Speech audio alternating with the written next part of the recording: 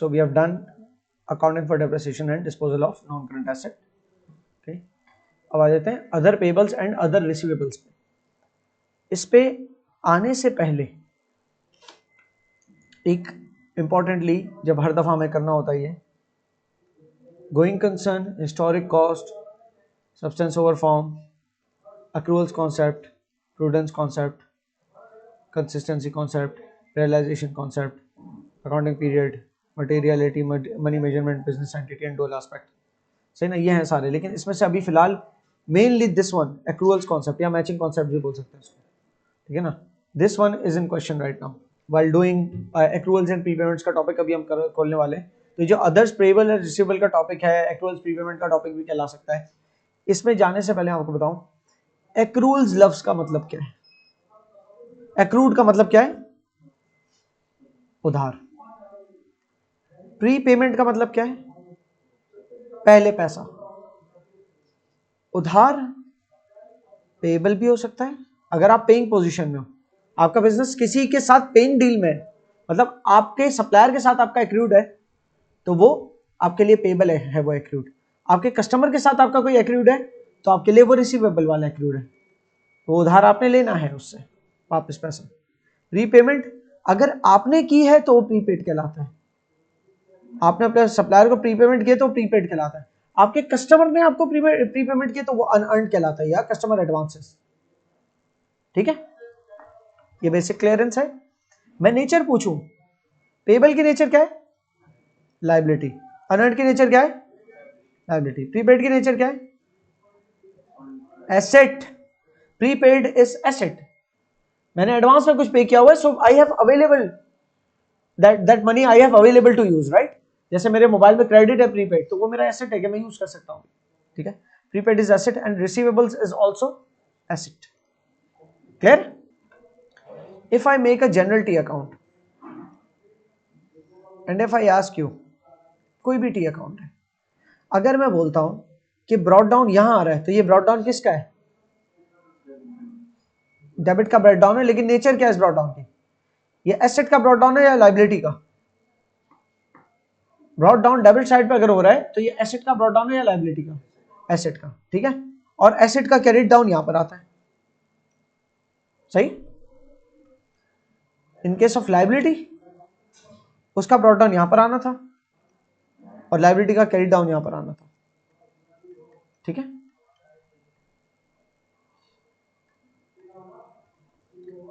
अच्छा कभी कभी ऐसा भी हो सकता है कि आपके दोनों तरफ ब्रॉड डाउन क्रेडिट डाउन भी आ रहा है. ठीक है, अच्छा मैं एसेट वाले को मैं वाइट से कर लेता हूं. मिसाल के तौर पे एक आपका अकाउंट है सब्सक्रिप्शंस का. आपके कस्टमर्स हैं जो आपसे सब्सक्रिप्शंस करवाते हैं. ठीक है ना, मेंबरशिप चार्जेस पे करते हैं. ठीक है, मेंबरशिप सब्सक्रिप्शन, आपका कोई क्लब है उसके सब्सक्राइब करते हैं वो आप. ठीक है, तो आपके ब्रॉड डाउन सब्सक्रिप्शन अगर किसी किस्म के ना, मिसाल के तौर पे $400 कर लो, चलो डॉलर्स के 3 जीरो कॉमन भी ले लो, $400,000. तो इसका मतलब ये सब्सक्रिप्शंस डेबिट हुई है एज एन एसेट. ये सब्सक्रिप्शन रिसीवेबल है आपके लिए, ये रिसीवेबल है आपके लिए. ठीक है, और ये क्लोजिंग रिसीवेबल है. लेट्स सपोज साल के एंड में 50 बचा रिसीव. कुछ कस्टमर बैक वक्त ऐसे भी होंगे जिनसे रिसीवेबल है और कुछ कस्टमर जिनसे एडवांस में रिसीव किया हुआ है. सही है.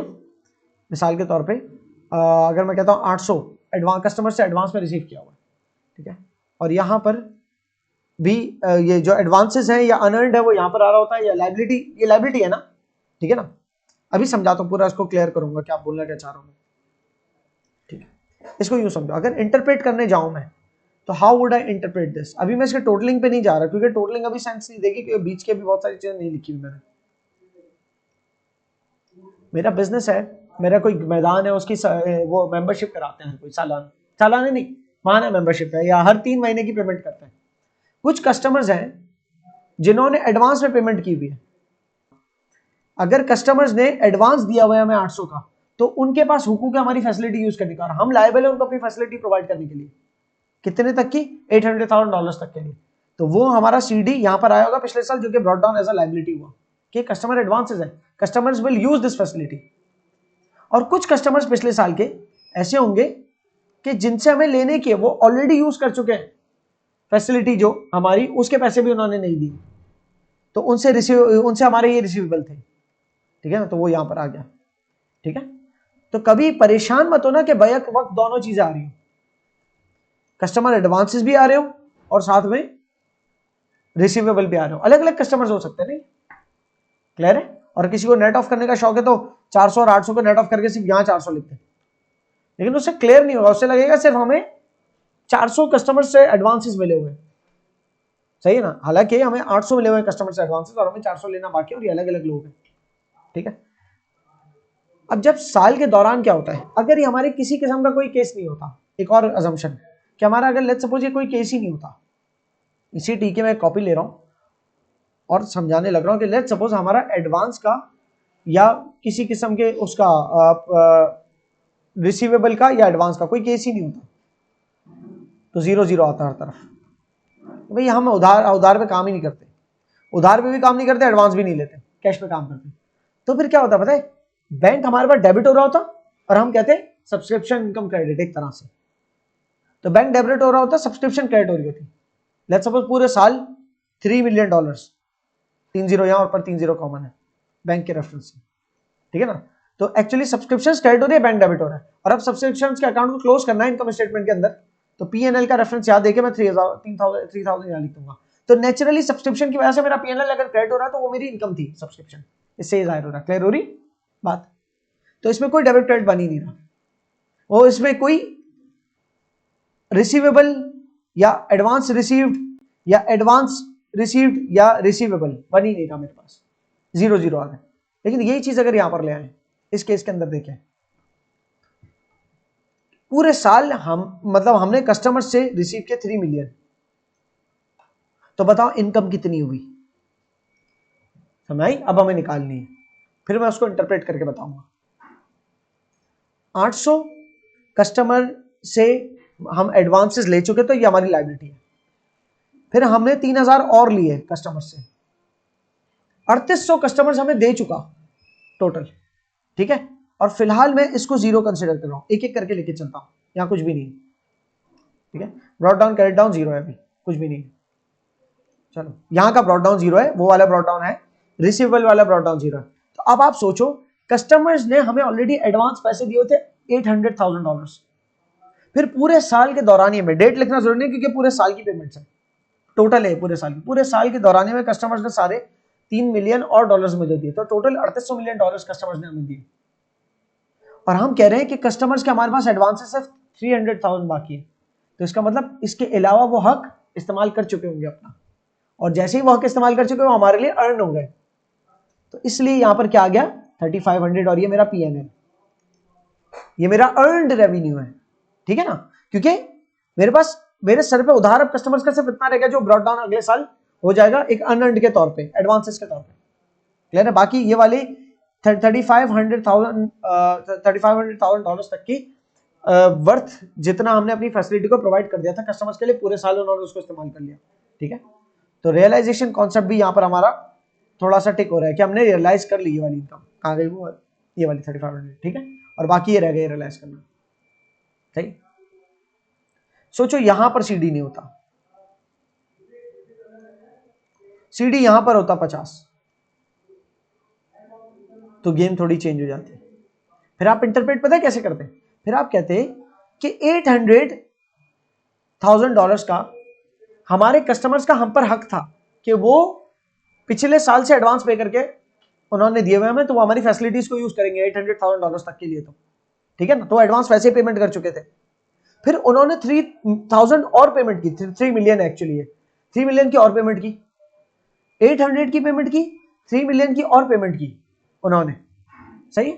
तो उनका हमारे ऊपर एक तरह से एडवांस खड़ा हो जाना चाहिए 3800 का, अभी तक तो यहां तक खाली देखा जाए कि कस्टमर्स ने हमें 800 पे किए, फिर 3000 और पे किए, तो एक तरह से कस्टमर्स की तरफ से हमारे पास कितने आ गए, 3800 आ गए सो फार, तो उनका एक तरह से हमारे पास एडवांस खड़ा हुआ है 3800 का, लेकिन एडवांस तो यहाँ 0 दिख रहा है, एडवांस तो 0 दिख रहा है, बल्कि रिसीवेबल में कन्वर्ट हो गया। हमें कस्टमर से, ये CD यहां पर है तो वहां ब्रॉट डाउन होगा, हमें कस्टमर से रिसीवेबल चार्ज है। ऐसा क्या हो गया कि कस्टमर्स हमें 3800 दे के बैठा हुआ था, उसके बावजूद हम कह रहे हैं हमें 50 और लेना कस्टमर से। यकीनन कस्टमर हमारी 3850 तक की फैसिलिटी को इस्तेमाल कर चुका होगा, तो इसलिए हमें 50 लेना बाकी, हमारी फैसिलिटी को इतना इस्तेमाल कर चुका होगा। क्लियर हो रही है? इसके अंदर अभी हम जो है ना टुक टुक करके बढ़ेंगे आगे। ये पेचीदगी यहां पर आती है कि इस बीडी को मैं कहूंगा क्या। ये बीडी मेरे दो में से कोई एक चीज हो सकती है। ये बीडी मेरा या तो रिसीवेबल हो सकता है, या ये ब्रॉड डाउन मेरा प्रीपेड हो सकता है। सब्सक्रिप्शन में पे करता हूं या रिसीव कर रहा हूं? रिसीव कर रहा हूं ना, तो मैं रिसीविंग पोजीशन में हूं ना, तो मेरे लिए ब्रॉड डाउन जो है ना रिसीवेबल कहलाएगा, क्योंकि ब्रॉड डाउन डेबिट पर वो एसेट का ब्रॉड डाउन होता है ना डेबिट पे। तो ये तो पता ही एसेट है, कौन सा वाला एसेट है, रिसीवेबल वाला है या प्रीपेड वाला है? प्रीपेड तो वो होता है जब हम सप्लायर को पेमेंट कर रहे होते हैं। अभी ये मेरा सप्लायर का अकाउंट नहीं है, ये तो मेरा एक तरह से कस्टमर्स को डील करने का अकाउंट है, सब्सक्रिप्शन का अकाउंट। सब्सक्रिप्शन मुझे मिलती है, मैं पे नहीं कर रहा, ठीक है ना। तो सब्सक्रिप्शन के या किसी किस्म के रेंट इनकम का हो गया, या कोई भी ऐसा टी अकाउंट जिसके अंदर मुझे पेमेंट मिलने की वो ट्रांजेक्शन हो रही हो, तो उसका अगर ब्रॉड डाउन बैलेंस डेबिट पे आ रहा है तो वो मेरे लिए रिसीवेबल है, ठीक है ना। इसी तरीके से अगर पेमेंट के केस वाला होता तो मेरा प्रीपेड बनता। अभी मैं आपको रफली बता रहा हूं so that we can get in. मेरा तरीकेकार आपको पता ही है। मिसाल के तौर पे मैं एक टी अकाउंट बताता हूं इंश्योरेंस का।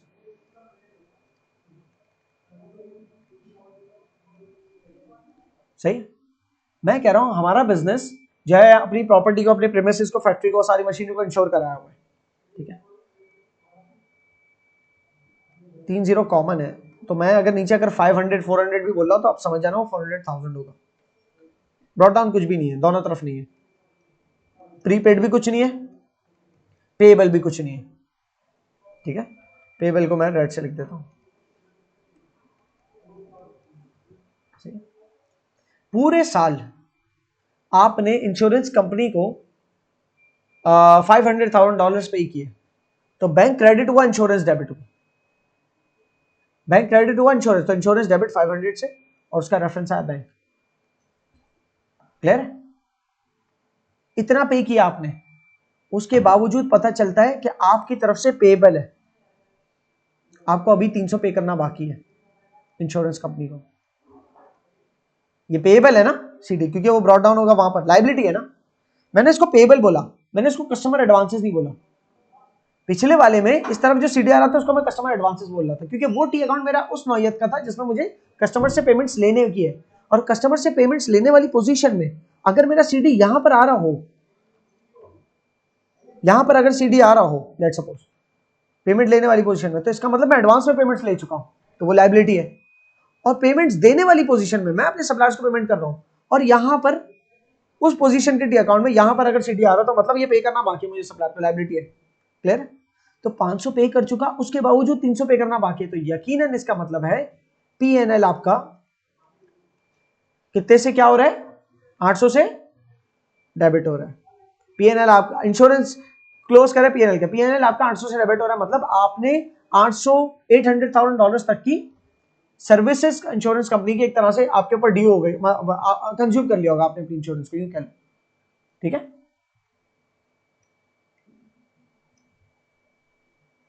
इसी तरीके से अगर ये सीडी वहां नहीं होता,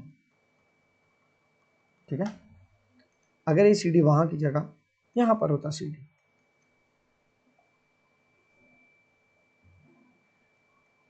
तो आप कहते हैं मैंने इंश्योरेंस डेबिट और बैंक क्रेडिट किया 500 का, 200 जो है उसमें से क्या है मेरा प्रीपेड है।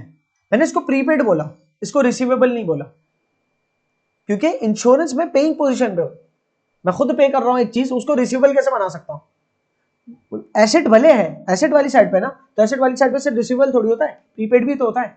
और लॉजिकल बात ये है, जब मैं पेइंग पोजीशन पे हूं किसी, ये टी अकाउंट मेरा किस पोजीशन वाला है, पेइंग पोजीशन वाला, राइट। मैं ये मेरा सप्लायर्स के हवाले से एक तरह से कि मैं पे करता हूं इंश्योरेंस, तो इंश्योरेंस पे करने वाले के अंदर अगर डेबिट पे ब्रॉड डाउन आ जाए इत्तेफाक से, तो मतलब यकीनन ये मैंने इजाफी पे कर दिया, प्रीपेड है, इसीलिए मेरा एसेट वाला ब्रॉड डाउन। तो 500 मैंने पे किया था, और मैं कह रहा हूं मेरा प्रीपेड साल के एंड में 200 बचा, तो इसका मतलब 300 कंज्यूम हो गया, वो 300 पीएनएल हुआ। क्लियर हो रही है बात? सो फार सो गुड।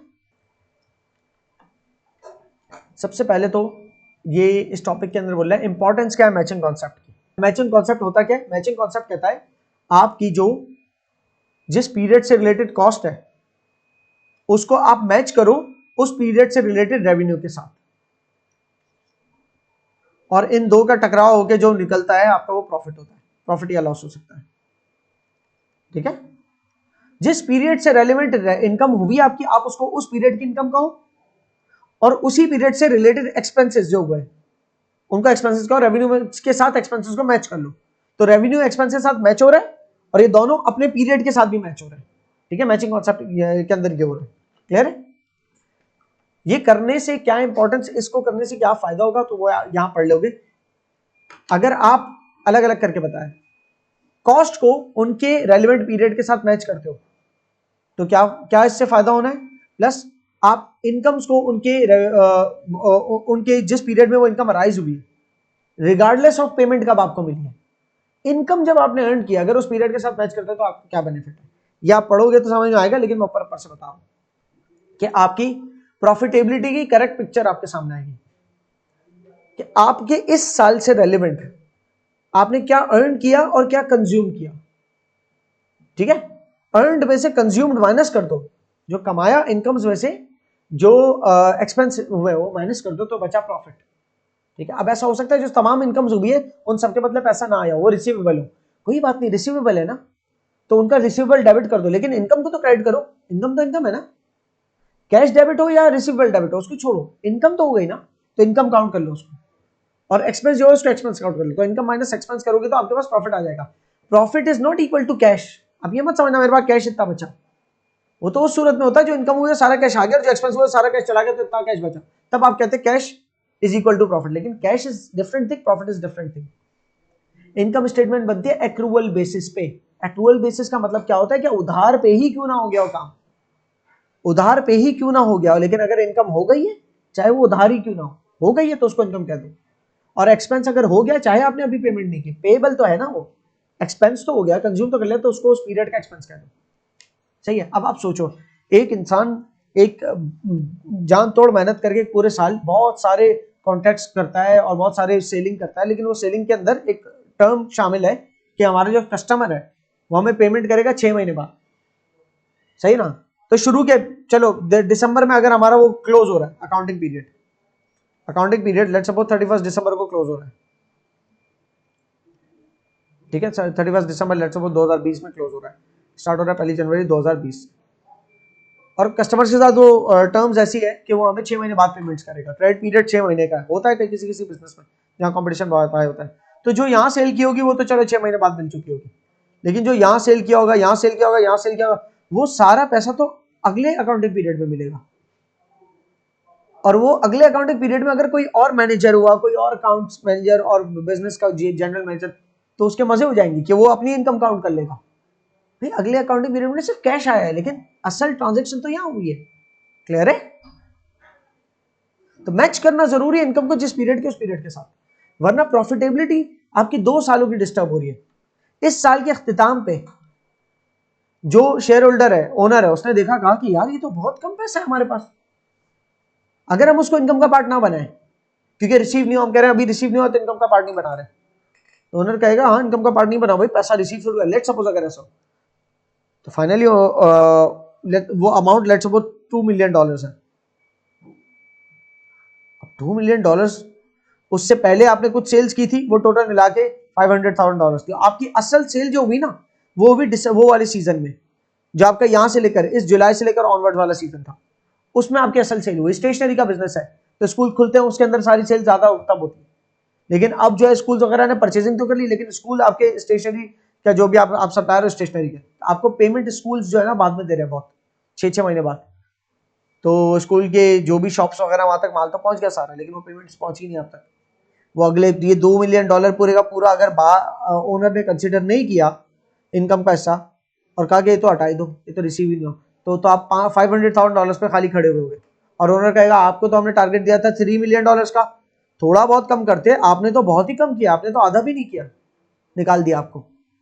अगला मैनेजर आया, उसके आते ही ये $2 मिलियन भी आ गए, तो ओनर कह रहा है देखो क्या जबरदस्त परफॉर्मेंस है। उस परफॉर्मेंस का ताल्लुक उससे नहीं है, वो परफॉर्मेंस पीछे हो चुकी थी। समझ आ रही है? बहरहाल सो मैचिंग कॉन्सेप्ट आपको यहां पर आके दुरुस्त करता है कि आपके प्रॉफिटेबिलिटी को समझ एनालाइज करने के कुछ इन्फॉर्म डिसीजन मेकिंग करे आप कर पाए। मैचिंग कॉन्सेप्ट इसलिए एग्जिस्ट करता है, ठीक है ना, कि जिस टाइम से रिलेटेड कॉस्ट है उसी टाइम में मैच करो ताकि आपको समझ में आए कि प्रॉफिट कितना हुआ। सही है, वरना आपको हो सकता है ओवर स्टेटेड प्रॉफिट लगे। क्यों? क्योंकि आप डेप्रिशिएट कर ही नहीं रहे अपने किसी नॉन करंट एसेट को। 5वें साल जाके एक साथ उसको जब बेच रहे हो तो पता चला हो इसकी तो कितनी कम वैल्यू है। Depreciation expense year on year नहीं चला रहे आप अगर, तो हर साल डेप्रिसिएशन एक्सपेंस माइनस ना करने की वजह से प्रॉफिट ज्यादा आ रहा है,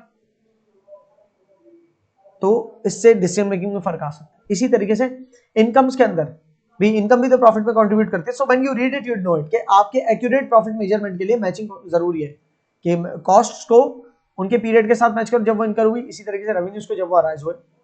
कंसिस्टेंसी इन फाइनेंशियल रिपोर्टिंग, तो मैचिंग कॉन्सेप्ट अगर देखो, कभी पेमेंट बाद में आ सकती है, कभी पहले आ सकती है, पेमेंट आगे पीछे हो सकती है, लेकिन जो सेल है वो तो रेगुलरली जब जब हो रही है तब तब भी रिकॉर्ड करो ताकि कंसिस्टेंसी एक क्रिएट हो जाए आपके पूरे बिजनेस सिस्टम के अंदर। क्लियर हो रही है? फिर प्रिवेंटिंग मिसलीडिंग फाइनेंशियल स्टेटमेंट्स, आपकी फाइनेंशियल स्टेटमेंट जो है ना, मैचिंग कॉन्सेप्ट को फॉलो करते हुए अगर चल रहे हो ना तो ओनर मिसलीड नहीं होगा। वो भी आगे देखोगे कैसे मिसलीडिंग होने की एग्जांपल आ सकती है। और फिर कॉस्ट और रेवेन्यूज को उनके गिवन पीरियड के साथ मैच करने की एक अहमियत ये भी है कि आपके अकाउंटिंग का उसूल है, सही ना, तो वो करना ही करना है। यह एक मिसाल दी हुई है, when revenues are not matched with the cost of a period, एक स्पेसिफिक पीरियड है उससे ताल्लुक रखने वाले रेवेन्यू अगर उसी पीरियड के अंदर ना डाले जाए, उससे ताल्लुक रखने वाली कॉस्ट उसी पीरियड में ना डाली जाए तो क्या नुकसान हो सकता है। 2023 के अंदर एक स्मॉल कंसल्टिंग फर्म थी जिसने एक प्रोजेक्ट कंप्लीट किया क्लाइंट के लिए, तकरीबन साल लग गया उस प्रोजेक्ट को करते करते करते, सक्सेसफुल काम हो गया। अब फाइनेंशियल मिसमैच अकर्ड, लेकिन एक फाइनेंशियल मिसमैच अकर हो गया, अकाउंटिंग का एरर हो गया, मैचिंग कॉन्सेप्ट को फॉलो नहीं किया। क्या हुआ कि अकाउंटेंट ने कैश बेसिस को इस्तेमाल किया अकाउंटिंग के लिए कि जब कैश आ रहा है उसी को इनकम गिन रहा है। तो भैया इससे नुकसान क्या हो रहा है आप देखना,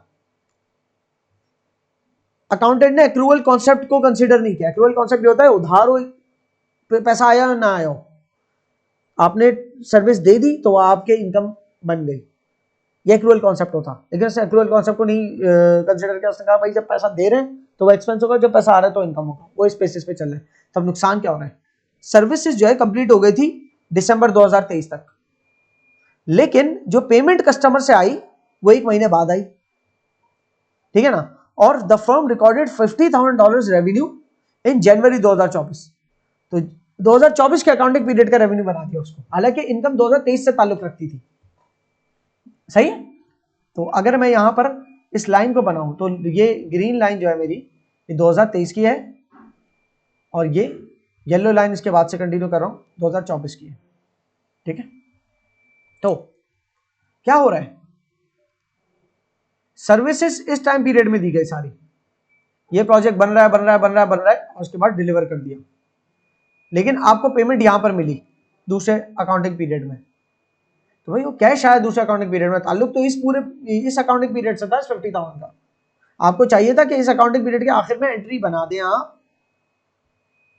रिसीवेबल या अकाउंट रिसीवेबल डेबिट, जिससे भी पैसा लेना है या उसका नाम लिख दें, और सर्विस इनकम क्रेडिट या कंसल्टेंसी इनकम क्रेडिट, ये बना दें आप $50,000 से, ताकि आपकी इनकम तो रिकॉर्ड हो जाए। इनकम रिकॉर्ड होगी तो ट्रायल बैलेंस में जाएगी, ट्रायल बैलेंस में जाएगी तो इनकम स्टेटमेंट में सर्विस इनकम के तौर पे जाएगी, लेकिन आप ये बना ही नहीं रहे। आप कह रहे नहीं नहीं नहीं नहीं, कच्चे अकाउंटेंट हो आप, कह रहे जब कैश आएगा तो मैं कहूँगा कैश डेबिट $50,000 से, और तब कहूँगा मैं सर्विस इनकम क्रेडिट उसी डेट को, तो अगले साल की इनकम बन जाएगी। तो इससे 2 साल डिस्टर्ब हो जाएंगे, अगले साल में प्रॉफिट ओवरस्टेट हो जाएगा और इस साल में प्रॉफिट अंडरस्टेट हो जाएगा। उस चक्कर में हो सकता है इस साल के जो एम्प्लॉइज उनको निकाल भी दिया जाए। बहरहाल तो जब क्लाइंट ने पे किया उसको कंसिडर कर लिया कि मेरा इनकम तब है 2024 में, while it recorded the total expense, और जबकि $36,000 जो है उन्होंने 2023 में रिकॉर्ड किया एज एक्सपेंस, क्योंकि जो कंपनी जब काम कर रही थी ना पूरे साल, तो हर महीने $3,000 का एक्सपेंस होता था और वो उसी वक्त पे करना पड़ता था। तो उसी वक्त पे करना पड़ता था, तो अकाउंटेंट ने क्या किया, कह दिया $36,000 का एक्सपेंस हुआ है लेकिन इनकम 0 है, तो इस साल जो है ना लॉस हो गया $36,000। हालांकि ऐसा नहीं है, ये $50,000 उस साल से ताल्लुक रखता, तो 50,000 की इनकम में से 36 माइनस होता, 14,000 का प्रॉफिट बचना चाहिए था। लेकिन वो क्या कर रहा है, यहां पर 36,000 का लॉस दिखा रहा है, ठीक है। और अगले साल जो भी प्रॉफिट होगा उसमें 50,000 ऐड हो गया, तो अगले साल का प्रॉफिट कितना ओवरस्टेट हो गया, 50,000 से। सही है। तो unfortunately the accounting period ended on 31 December 2023। Guess what happened. अब लिखो क्या हुआ, ठीक है ना। और यहां पर चंद डैश हैं, वो उसको फुलफिल करोगे, आप समझ जाओगे आपको क्या करना है। Entries and ledgers to record accrued and prepayment. तो मैचिंग कॉन्सेप्ट की इंपॉर्टेंस एक दफा समझ गए, मैच करना कितना इंपॉर्टेंट है। सही है, मैच करना इंपॉर्टेंट है, चाहे आपको पैसा आया या ना आया। पैसा आ गया तो गुड इनफ, नहीं आया तो एक्रूड बन गया। और ऐसा भी हो सकता है कि पैसा एडवांस में आ गया, पैसा एडवांस में आ गया तो उसको इनकम नहीं कह देना, जब सर्विसेज दोगे तभी वो इनकम कहलाएगी। तो प्री पेमेंट भी एक कॉन्सेप्ट है साथ में एक्रूअल्स के साथ। तो एक्रूड हो या प्री पेमेंट हो, इससे ताल्लुक नहीं है। अर्न जब किया तो इनकम है, और कंज्यूम तब जब किया तब एक्सपेंस है। ये एक बेसिक रूल है। बहरहाल अब एक्रूअल्स प्रीपेमेंट्स के टॉपिक के अंदर स्टार्ट होने लगे, तो सबसे पहले हम एक्सपेंस को लेकर बात कर रहे हैं। एक्सपेंस में हमारी पोजीशन क्या होती है, पेमेंट की होती है, रिसीविंग की। एक बिजनेस अपने एक्सपेंसेस को पे करता है, रिसीव करता है, एक्सपेंसेस के अगेंस्ट पे करता है, राइट। तो एक्सपेंसेस को लेकर एक्रूअल्स एंड प्रीपेमेंट्स की अगर मैं बात करूं, एक्रूड एक्सपेंसेस क्या होंगे, एक्रूड एक्सपेंसेस और प्रीपेड एक्सपेंसेस, ये वाली बात करने जा रहे हैं। एक्रूड एक्सपेंसेस का मतलब एक्सपेंसेस जो उधार है, मतलब पेएबल। ऐसे एक्सपेंसेस जिसके जिसके चक्कर में हमारे सर पे एक्रूड चढ़ गया, तो ये अकाउंट्स पेएबल का केस होगा, ठीक है। और ऐसे एक्सपेंसेस जिसके चक्कर में प्रीपेड बन गया हमारा, मतलब हमने प्रीपे कर दिया, वो एक्सपेंस हुए नहीं, उसको प्रीपे कर दिया, तो ये हमारा प्रीपेड का केस है। बहरहाल प्रीपेड की नेचर एसेट और इसकी नेचर एक्रूड और पेएबल की, यहां पर नेचर क्या है, लायबिलिटी, ठीक है ना। एक्सपेंसेस को लेकर बात हो रही है, ये बात इनकम को लेकर बाद में होगी। तो अब हम एक्रूड एक्सपेंसेस को लेकर सबसे पहले सवाल कर रहे हैं, ये वाला केस, ठीक है ना। चाहो तो इसको केस 1 कह दो, वैसे तो 1 2 3 नहीं करना है, ये सबको मर्ज करके भी सीखना है। इसको केस 1 कर दो, इसको केस 2 कह दो फिलहाल, ठीक है। तो assume that Hector Printers, a printing press, incurs an annual factory rent expense। 24,000 pound का इसका एनुअल फैक्ट्री रेंट एक्सपेंस है, पूरे साल का एक्सपेंस होता है 24,000 पाउंड का। Payable at the end of every 3 months, हर 3 महीने के बाद पे करता है, सही। The rent was paid on time in March, March में तो टाइम पे हो गया, but subsequent payments were delayed, लेकिन उसके बाद वाली पेमेंट्स थोड़ी डिले हो गई, ठीक है। रेंट ड्यू तो हर 3 महीने में हो रहा है, 31 मार्च को रेंट ड्यू हो रहा है, 31 मार्च को ही पे कर दिया। अगला रेंट ड्यू हो रहा है 30 जून को, कि 3 महीने और कंज्यूम हो गया उसका रेंट समय, ठीक है ना। लेकिन उसकी पेमेंट 5 जुलाई को करना है। अच्छा, उमूमन रेंट एडवांस से पे करते हैं और बाद में कंज्यूम होता है, लेकिन यहां समझो कि पहले ये 6,000 जब ड्यू हुआ ना, उसकी पेमेंट की, 3 महीने पहले गुजार लिया आपने, फिर पेमेंट की, फिर मार्च से लेकर 30 जून तक, 31 मार्च के से लेकर 30 जून तक, मतलब 1 अप्रैल से 30 जून भी कह सकते हो, 1 अप्रैल से 30 जून तक दोबारा 3 महीने कंज्यूम किया, लेकिन उसकी पेमेंट कब की, जुलाई में, 5 जुलाई को, 2-3 दिन 4-5 दिन बाद। फिर अच्छा, पहले 30 जून के बाद 1 जुलाई से लेकर 30 सितंबर तक, ये तीसरा क्वार्टर है, आपने कंज्यूम किया स्पेस को, और उसकी पेमेंट की 3 अक्टूबर को, 30 सितंबर के 3-4 दिन बाद। सब सही है यहां तक, मसला यहां पर है 31 दिसंबर तक कंजम्पशन की, लेकिन उसकी पेमेंट 7 जनवरी को की। क्लियर है। तो अब इसका बेसिक आइडिया अगर मैं कहूं टी अकाउंट का, तो आपके जहन में रफली क्या आना चाहिए वो बता रहा हूं मैं। रेंट है और हम पे कर रहे हैं, एक्सपेंस है ना, इसको रेंट एक्सपेंस मत बोलना, सही है। इसके जरिए हम एक्सपेंस निकालेंगे। ये रेंट पेबल भी बन सकता है, ये रेंट प्रीपेड भी बन सकता है, इसको रेंट एक्सपेंस का नाम मत दे देना। रेंट के टी के जरिए रेंट एक्सपेंस निकलेगा, सही है।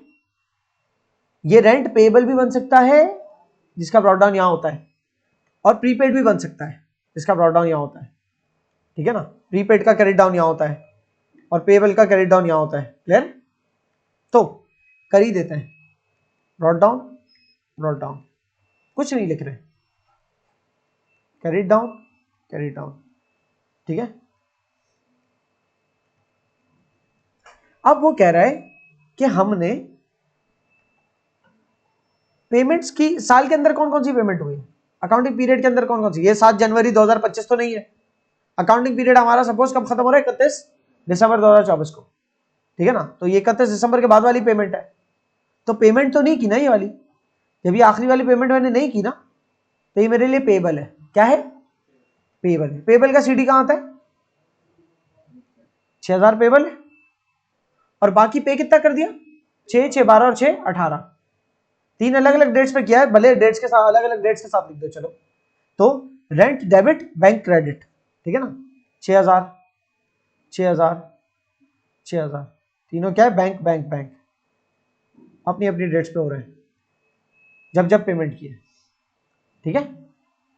ब्रॉड डाउन हमारे पास कुछ था, कुछ इसने बताया, ब्रॉड डाउन नहीं बताया, बस ठीक है। ब्रॉड डाउन हमारे पास 0, यहां भी 0, ठीक है। तो जनाब एक्सपेंस कितना हुआ, 24,000, कंज्यूम तो 24,000 किया ना, एनुअल रेंट तो इतना ही है, इसको पीएनएल बोल दिया।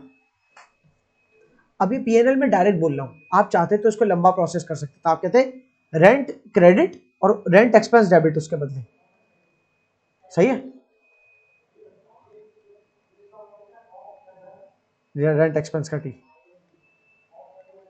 डेबिट कर देते हैं 24,000 से, सही है।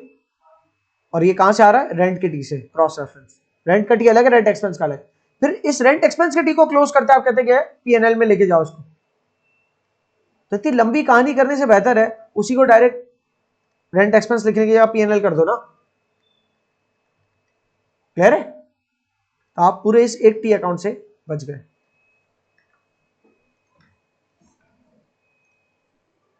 चौबीस हजार खत्म हो गया हमारा। ब्रॉड डाउन भी करना है, ये ब्रॉड डाउन होगा। ये ब्रॉड डाउन क्या कहलाया मेरा, ये 6000 क्या है, पेएबल है। चाहो तो यहां 6 लिख दो और बैंक लिख दो, क्योंकि आपने ये पेमेंट भी कर दी, लेकिन क्यों करोगे, उसने आपसे मांगी, उसने आपसे अगले साल की अकाउंटिंग मांगी नहीं ना। आप कहोगे अगले साल की नहीं मांगी तो ब्रॉड डाउन भी ना करो, नहीं ब्रॉड डाउन तक तो कर लिया करो, और कोई ट्रांजेक्शन नहीं बनाया करो मजीद। देख रहे हो, बैंक बैंक बैंक, और बाकी इस सीडी को बैलेंस सीडी लिखते हैं ना वैसे, लेकिन आपकी आसानी के लिए अक्रूड सीडी लिख दिया, सही है। अब एक यहां पर छोटी सी बात करूंगा साथ ही, ये आपकी आसानी के लिए लिखा है अक्रूड सीडी, ताकि आप पहचान सको कि ये वाला सीडी कोई मसला नहीं, बैलेंस सीडी लिखो, अक्रूड सीडी लिखो। अगर आपका अक्रूड सीडी के नाम से यहां पर लिखा हुआ है तो उसका ब्रॉड डाउन वहां पर होगा यकीनन। ये कौन सा वाला एक्रूड है, पेएबल वाला, ये बीडी, ये बीडी है। कौन सा वाला एक्रूड है, एग्जैक्टली। रिसीवेबल वाला केस होता ना तो एक्रूड सीडी यहां लिखा होता, और वो यहां पर एक्रूड बीडी होता, वो रिसीवेबल होता, क्योंकि एक्रूड के दो मतलब है, पेएबल भी है रिसीवेबल भी। जब आएंगे आगे तो देखेंगे। थोड़ा बहुत क्लियर हुआ अभी तक क्या हो रहा है। अब प्रीपेड वाला केस आया, ये वाला पिछला केस क्या था हमारा, एक्सपेंस में रहते हुए हमारा एक्रूड का, उधार का केस था। अब हम एक्सपेंस में रहते हुए एडवांस पेमेंट के केस पे आ रहे हैं। एक तो है ना हमने पेमेंट नहीं किया, हमारे सर पे उधार है। एक केस ये भी तो हो सकता है कि जब साल खत्म हुआ तो हमने एक्स्ट्रा पे किया हुआ, एडवांस पे किया हुआ, प्री पे किया हुआ है, क्लियर है। तो आप एक्सपेंस को लेकर प्रीपेड के केस पे आ रहे हैं। Assume that Hector Printers pays its monthly insurance premiums. Insurance premiums पे करता है हेक्टर, ठीक है ना।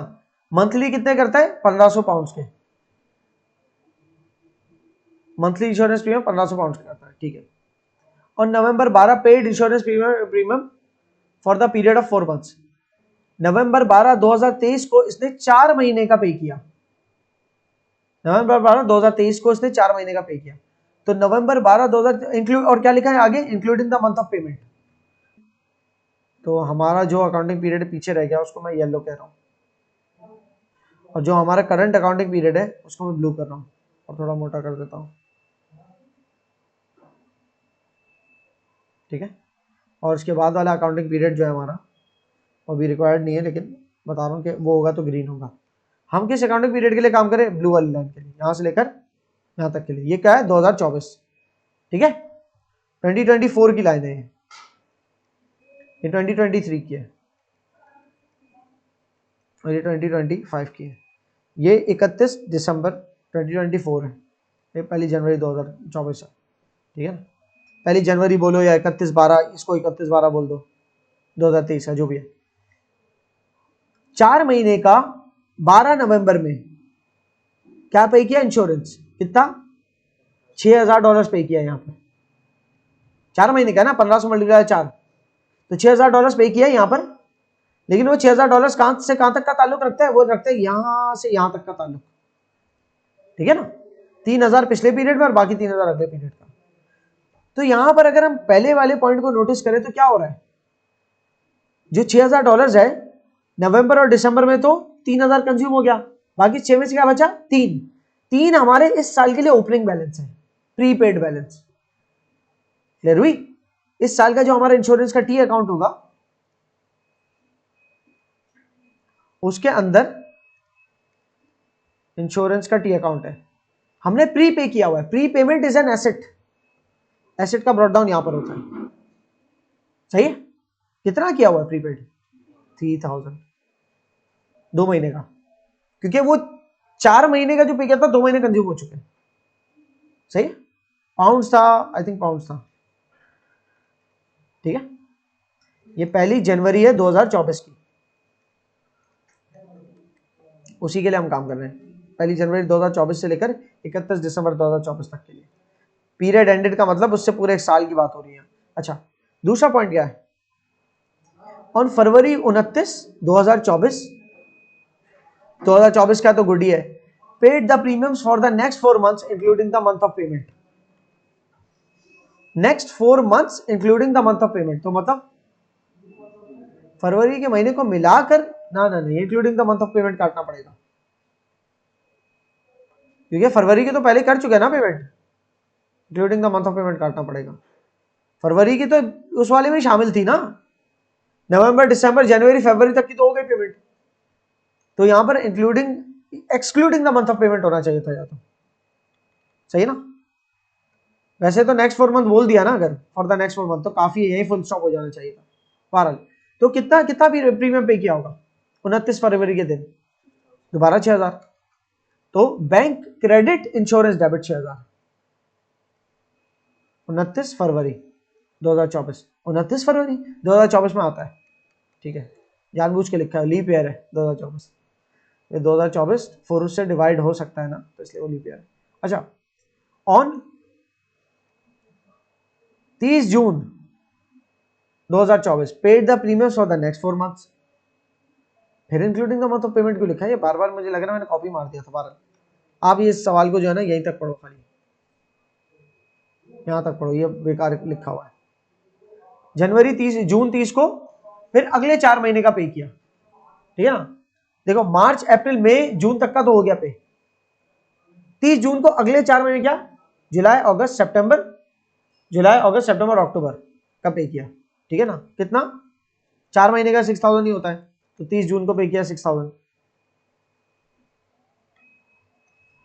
30 जून बैंक का रेफरेंस, हाँ, इंश्योरेंस डेबिट दोबारा 6000 से और बैंक क्रेडिट 6000 से। उसके बाद 31 अक्टूबर को दोबारा पे किया अगले 4 महीने का, वही इंश्योरेंस डेबिट 6000 से और बैंक क्रेडिट 6000 से 31 अक्टूबर।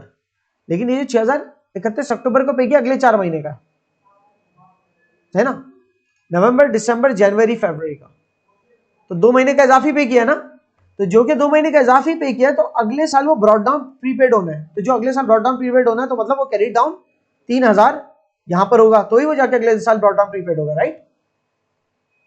क्लियर हो रही है ना। तो और कुछ 7 इंफॉर्मेशन है इसके, बस 3000 प्लस 18000 21000, 21000।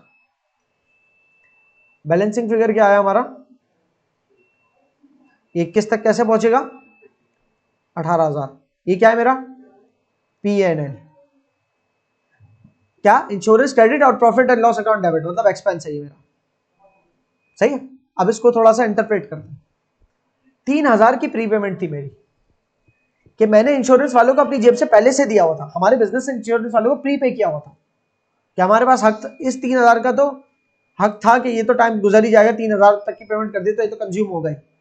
उसके अलावा हमने उसको 6,000 पे किया, फिर 6,000 पे किया, फिर 6,000 पे किया। टोटल एक तरह से हमने इंश्योरेंस प्रीमियम की, इंश्योरेंस कंपनी को हमारी जो है 21,000 जमा हो चुके, प्रीपेमेंट थी और उसके अलावा 18 और जमा हुए, 21 जमा हो चुके थे। लेकिन हमने देखा साल के आखिर में तो पता चला उनकी तरफ से आंसर आया कि आपके सिर्फ 3,000 हमारे पास जमा है, तो मतलब क्या हुआ, 18,000 कंज्यूम हो चुके। ठीक है, दूसरे एंगल से देख लो, आपका मंथली इंश्योरेंस प्रीमियम कितना है, 1,500, 12 महीने का कितना होता है, 18,000। ठीक है, वही है, क्लियर हो गई। ये सीडी जो है ये ब्रॉड डाउन होगा यहां पर 3,000, ये ब्रॉड डाउन, क्योंकि ये एसेट तो है, ये तो पता है एसेट है। अब एसेट कौन सा है, या ये प्रीपेड है या तो रिसीवेबल है। इंश्योरेंस में रिसीव कर ही नहीं रहा, मैं तो पे कर रहा हूं इंश्योरेंस, तो ये रिसीवेबल नहीं हो सकता है, प्रीपेड ही है। क्लियर हो गया। तो हमने एक्सपेंस को लेकर दोनों बातें कर दी कि कैसे ईयर एंड पे एक्रूड बचता है, जिसका सीडी यहां पर आता है और ब्रॉड डाउन वहां होता है, उधार। एक्सपेंस एक्रूड होता है तो पेबल बनता है, और एक्सपेंस प्रीपेड होता है अगर, तो उसका सीडी यहां पर आता है, जो कि हमारे इस सवाल के अंदर आया हुआ है। ठीक है ना, ये येलो वाला, तो ब्रॉड डाउन यहां डेबिट पे होगा। ठीक है ना, तो एक्सपेंस प्रीपेड होता है, प्रीपेड एक्सपेंस क्या है, एसेट है, और एक्सपेंस पेबल क्या है, लायबिलिटी है। लफ्ज एक्सपेंस से घबराना मत, एक्सपेंस जो इनकम स्टेटमेंट में जाना हो तो इसके जरिए निकलेगा, पीएनएल के नाम, वो जो डिफरेंस है उसको पीएनएल कहते हैं। इसके बाद हम आ जाते हैं, इसका एक सवाल है आपके सामने, एक्रूवल्स एंड प्रीपेड एक्सपेंस का। इस सवाल को अगर मैं ऊपर से पढ़ता हूं, याद करना आपने, alpha T group, a well established T manufacturing company, operates for a fiscal year वही FY, financial year, fiscal year that concludes, जो कि खत्म होता है कब, जून 30 को, तो यकीनन पिछले साल की 1 जुलाई से शुरू हुआ होगा। The company has total 20 employees, company के 20 एम्प्लॉइज हैं, और मंथली सैलरी कंपनी जो देती है 30,000 रुपीज, 30,000 रुपए देती है टू ईच एम्प्लॉय, हर एम्प्लॉय को। तो 20 एम्प्लॉयज की कितनी बनी, 3 लाख, 6 लाख, 6 लाख रुपए महाना बनी salary. How ever depending on it's liquidity, लेकिन कंपनी की लिक्विडिटी मतलब पैसा है, पैसे की पोजीशन पे डिपेंड करता है। Sometimes the company accrues salary, sometimes company क्या करती है, एक्रू करती है, उधार करती है। अब बता, कंपनी सैलरी दे रही है या ले रही है, दे रही है ना, तो ये कौन सा उधार है, पेबल वाला उधार। समटाइम्स कंपनी क्या है, सैलरी पेबल कर देती है, क्योंकि लिक्विडिटी नहीं होती फॉर सेवरल मंथ्स, कुछ महीनों तक सैलरी को डिले कर देती है, एंड पेज ऑफ कलेक्टिवली, और फिर बाद में एक साथ पे कर देती है, और sometimes it page in advance, और कभी कभी जब बहुत अच्छा पैसा आ गया तो एडवांस में सैलरी दे देती है कंपनी। बड़े अच्छे एम्प्लॉयज है, इस चीज को एक्सेप्ट कर रहे हैं। ठीक है, इन द फाइनेंशियल ईयर या फिस्कल ईयर 2023 कब खत्म हुआ, 30 जून 2023 को खत्म हुआ। तो शुरू कब हुआ, 1 जुलाई 2022 को शुरू होगा। The company paid the salaries as follows, company ने इस तरह से कुछ सैलरीज पे की। So I am just making you understand this case study.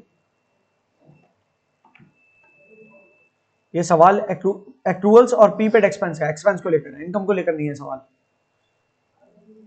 Income में बाद में आएंगे, अभी हमने एक्सपेंस कवर किया ना। सो अल्फा टी ग्रुप एक नाम से पता चल रहा है टी मैन्युफैक्चरिंग कंपनी है, जो कि फिस्कल ईयर उसका कंक्लूड होता है 30 जून को, तो मतलब जब से भी शुरू हो रहा है 30 जून को खत्म हो रहा है। तो अगर 30 जून को खत्म हो रहा है तो यकीनन 1 जुलाई से शुरू हो रहा है। ठीक है, और यहाँ नीचे डेट्स देखो, इन द FY 2023 के लिए काम करना है, तो फाइनेंशियल ईयर जो 2023 में खत्म हो रहा है तो 1 जुलाई 2022 में शुरू हुआ होगा। ठीक है, the company has total 20 employees, 20 employees है टोटल, और उनको मंथली सैलरी 30,000 देती है पर employ.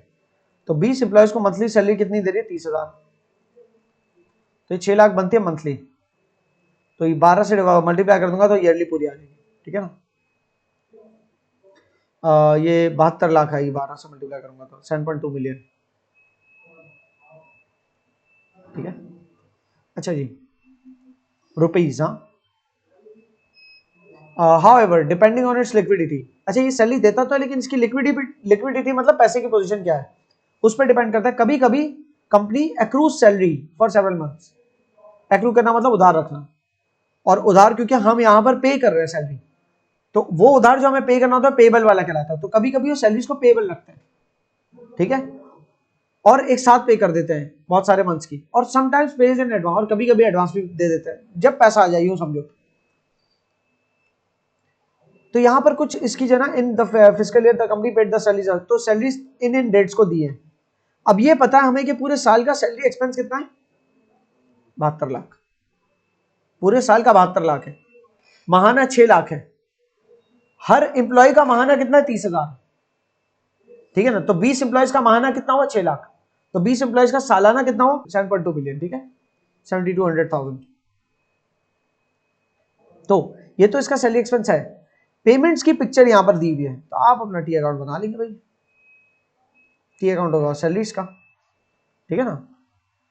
So when you make your T account, आपके देखेंगे क्या हमारे पास इसने कोई ऐसी इंफॉर्मेशन दी कि साल के शुरू में कोई पेबल थी सैलरी, नहीं बताई, कोई प्रीपेड थी ये भी नहीं बताया, साल के शुरू का कुछ भी नहीं है। तो ब्रॉड डाउन ओपनिंग बैलेंस 0 है, ना तो प्रीपेड है कुछ, ना तो पेबल है कुछ। कैरी डाउन इसने देखना पड़ेगा हमें ये पता है क्या एक्सपेंस कितना हुआ है, ठीक है ना। चलो एक्सपेंस कितना हुआ इसको 1 मिनट के लिए रोको, यहां देखो अगस्त 7 2022 हमारे अकाउंटिंग पीरियड में फॉल कर रहा है। The company cleared pending salaries for last 2 months. Okay, अगस्त 7 को पिछले 2 महीने की सैलरी पे किया, तो मतलब जुलाई की और जून की। अगर जून की पेंडिंग थी तो इसका मतलब मेरे पास ओपनिंग पेबल था कितने का,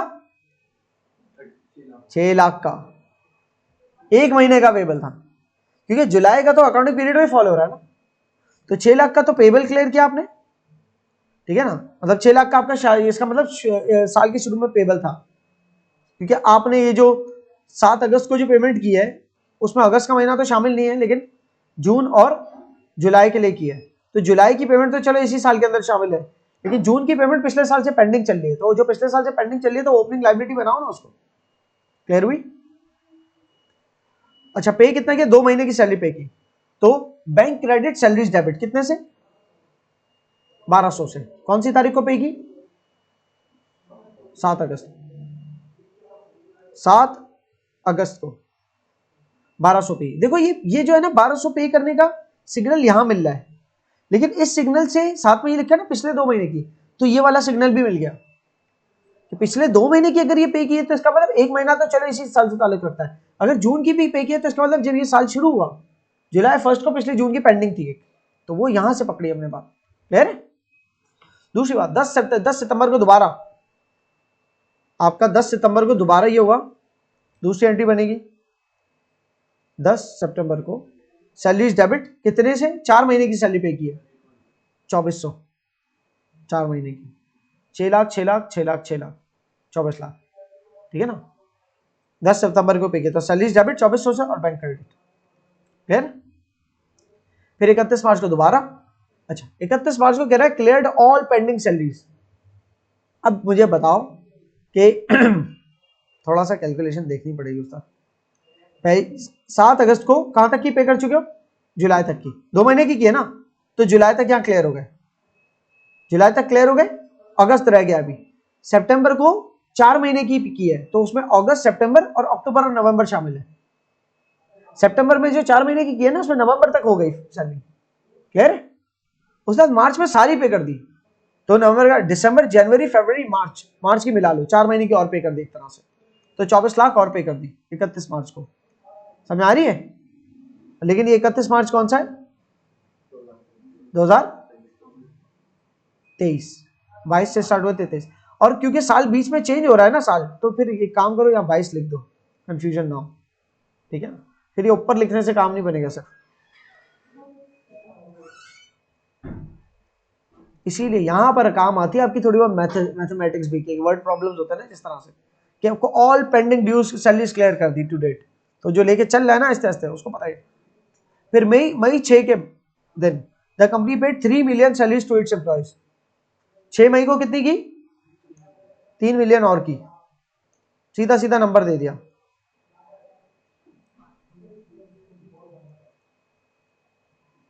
ठीक है जनाब, पूरे साल का एक्सपेंस कितना था, डिफरेंस में नहीं निकालना है अभी सिर्फ, क्योंकि अभी हमारे पास सीडी नहीं पता। अगर हमें बीडी पता और सीडी पता हो तो डिफरेंस निकलता है, यहां में सीडी नहीं पता तो हमें, लेकिन एक्सपेंस अलग से भी तो पता है, पूरे साल का 72 लाख है, सैलरी तो पूरे साल 72 लाख की ड्यू हो रही है ना, पे करे ना करे, तो पूरे साल 72 लाख की सैलरी ड्यू होने का मतलब ये हो गया कि सैलरी पीएनएल से जो एडजस्ट होगी वो 7200 होगी। पीएनएल डेबिट और सैलरी क्रेडिट होगा एक तरह से, सैलरी क्रेडिट और पीएनएल उसके बदले, पीएनएल में ट्रांसफर करेंगे 7200, सही। तो अब इसके बदले सीडी निकलेगा कहीं ना कहीं। बाहरी साइड कौन सी लग रही है, मुझे तो ये लग रही है 3000 प्लस 4800, 7800 और 200, ये 9000 बनी, और वो बनी मतलब 9000 ही यहाँ किया, तो सीडी यहाँ पर आएगा राइट। ये कितनी बनी 7800, 1200 शॉर्ट है, 1200 का जो सीडी बना क्या है ये ब्रॉड डाउन का होगा, यहाँ पर होगा, तो क्या है ये 1200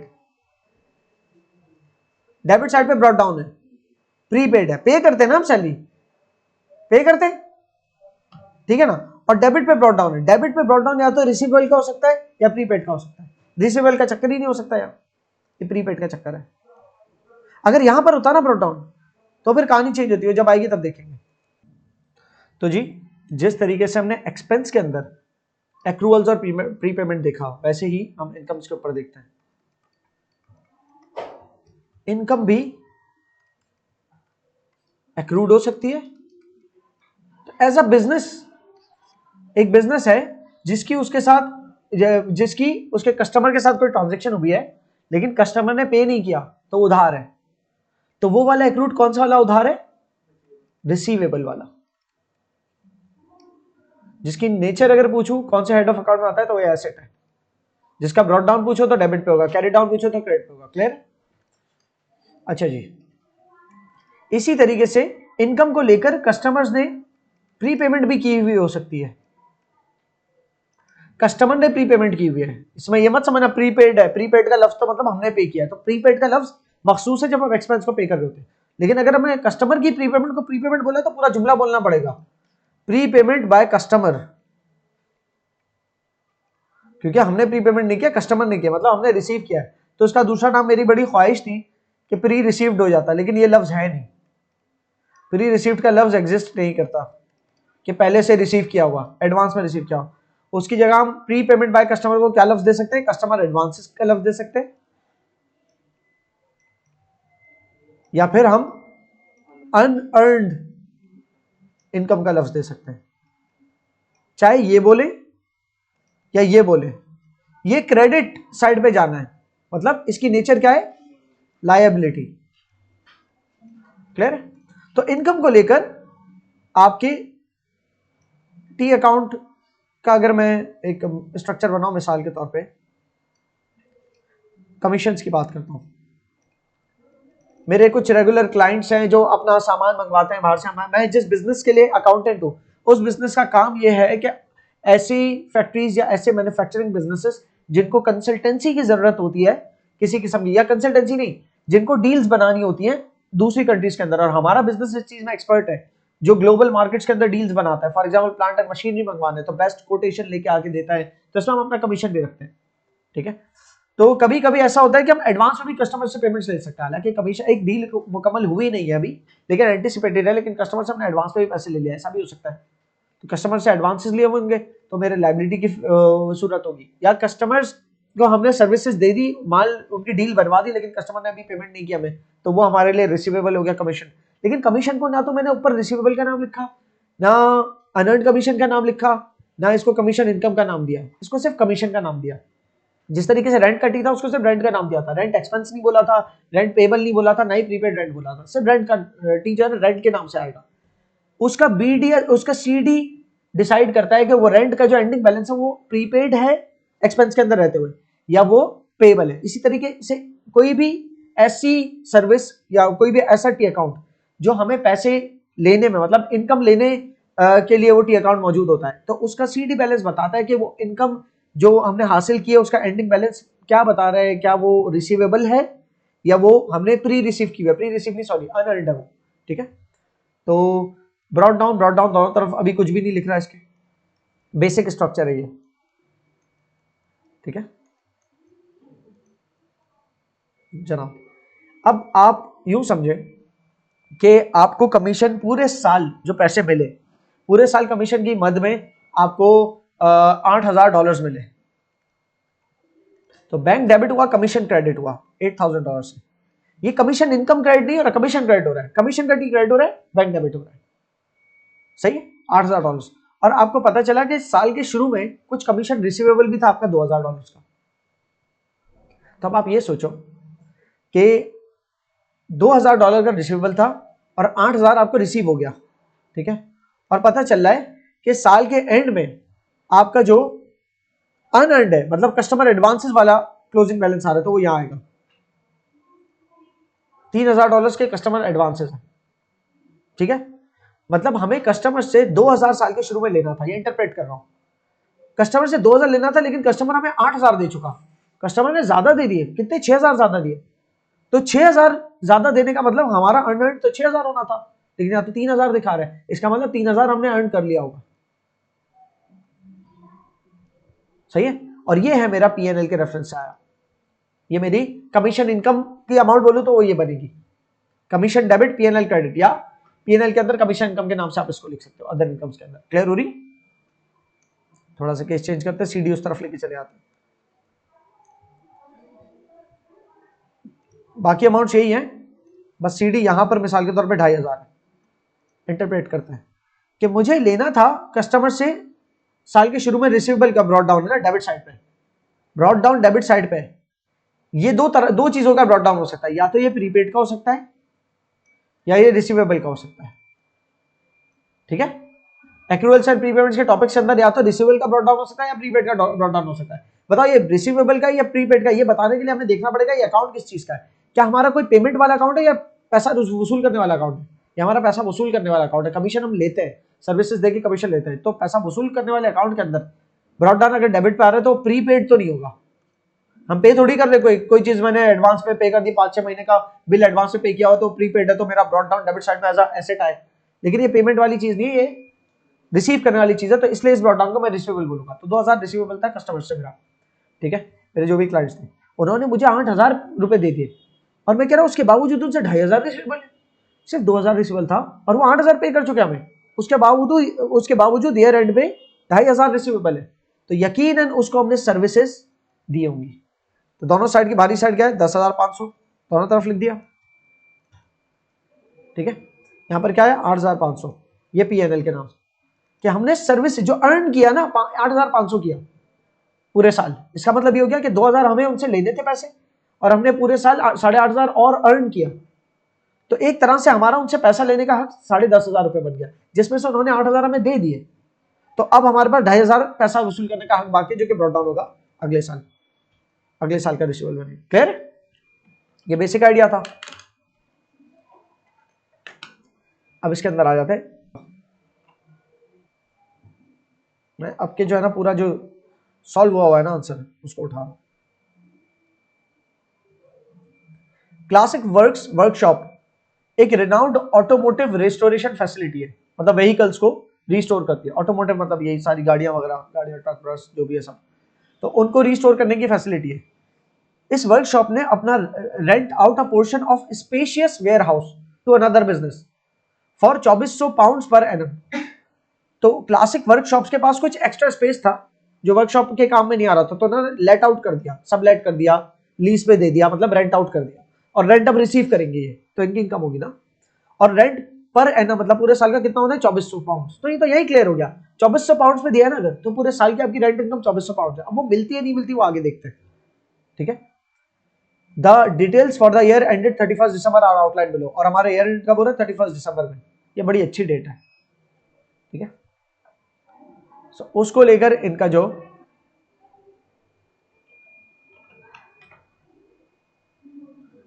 पेमेंट की डिटेल्स है वो ये रही,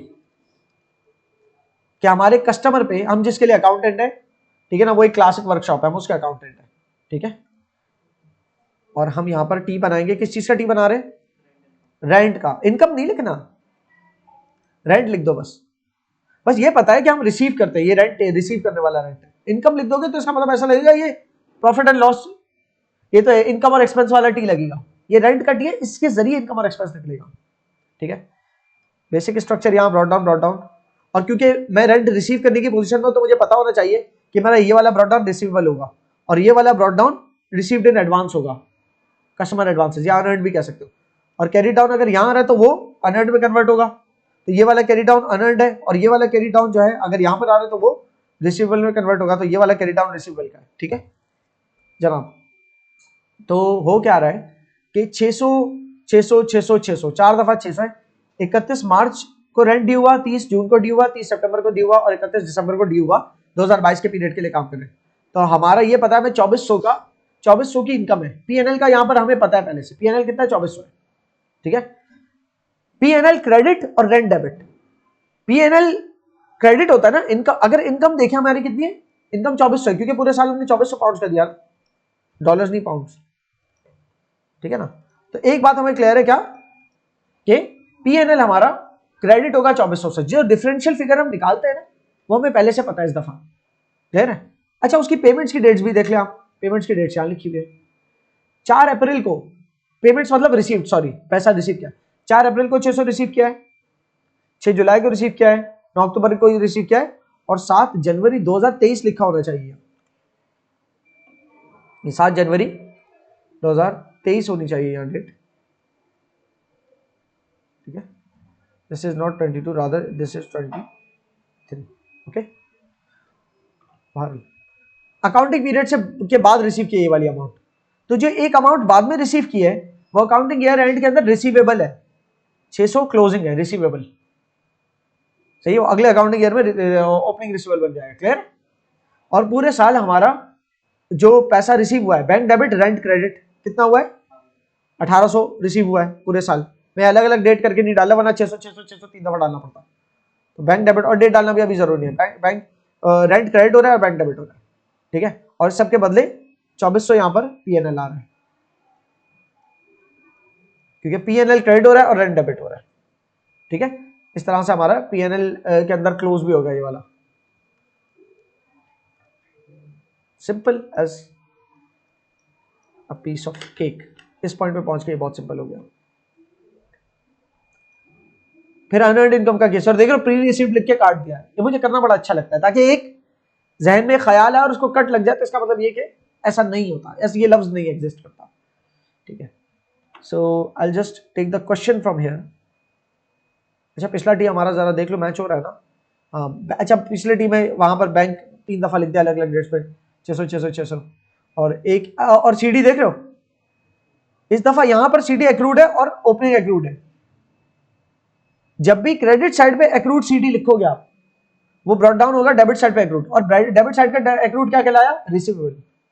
ठीक है ना, और सीडी का के नाम से एक्रूड जो है वो किसी भी टी के क्रेडिट साइड पे लिखते हैं।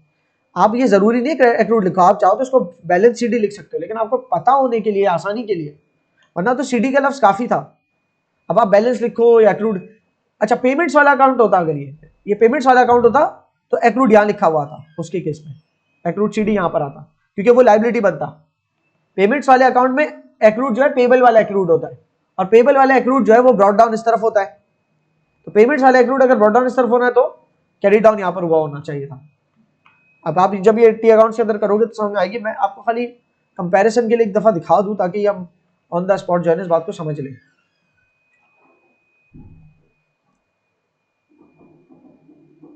ये हमारे पास एक अकाउंट है,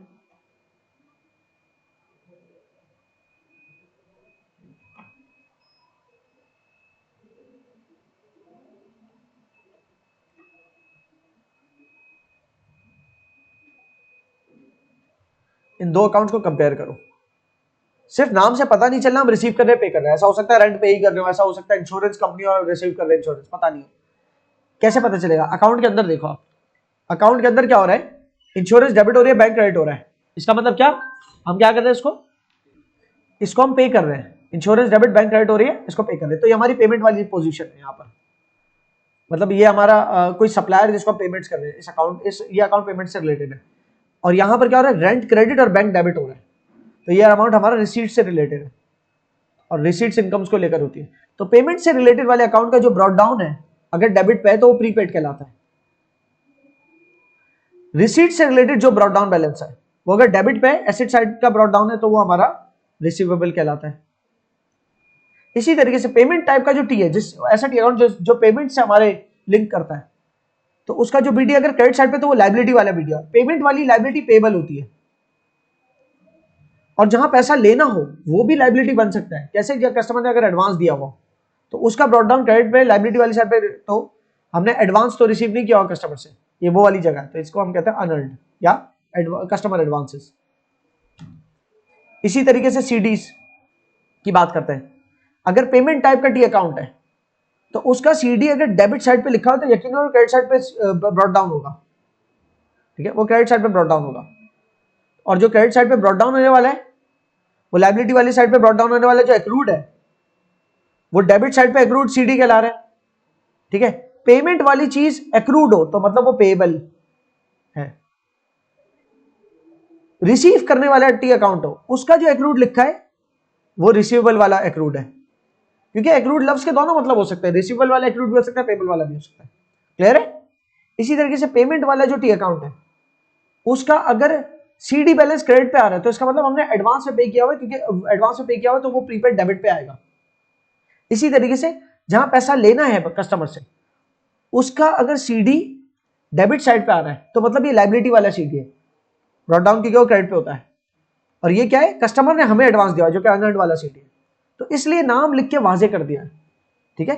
ये देखोगे पढ़ोगे क्लियर होगा, फिर शायद थोड़ा भूलोगे, लेकिन eventually some at some point it will become very much engraved within you. उसके बाद आप इसको बैलेंस शीट के नाम से भी लिखो तब भी मसला नहीं। अच्छा जी, तो यहां पर हमारे पास एक अदर सवाल आता है, classic works workshop